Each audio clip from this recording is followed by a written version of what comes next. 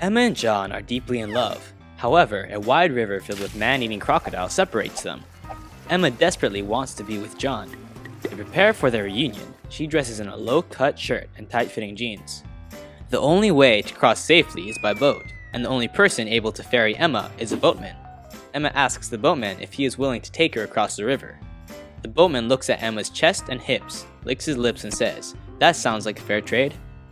Emma, feeling nervous about the boatman's response, goes to her friend Jeremy and tells him about the boatman and that she is afraid of him. She asks Jeremy if he will ride with her across the river to John.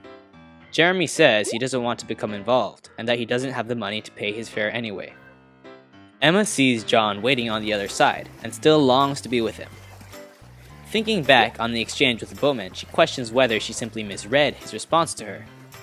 Assuring herself that she was simply being paranoid, she goes to the boatman and asks to be ferried across.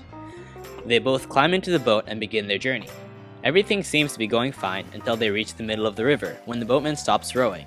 He says, "You have two options, have sex with me and I will ferry you the rest of the way, or jump overboard and you can swim to shore."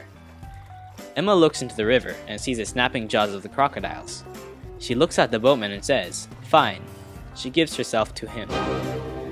The boatman, true to his word, ferries her the rest of the way to shore. When they arrive, Emma rushes into John's embrace. Weeping, she tells him what happened. John immediately becomes cold to her. He pushes Emma away and says, "I don't want to have anything to do with you. You are dead to me." Emma slumps on the ground weeping. Another of her friends, Bruce, sees her in a state of despair and rushes to her, asking what has happened. Emma tells him about the boatman and John's response. Bruce is enraged. Having spent years training as a black belt in karate, Bruce charges after John, whirls him around, and beats him senseless while Emma watches. As John lays on the ground unconscious, Emma smirks to herself, knowing justice has been served, and walks away with Bruce.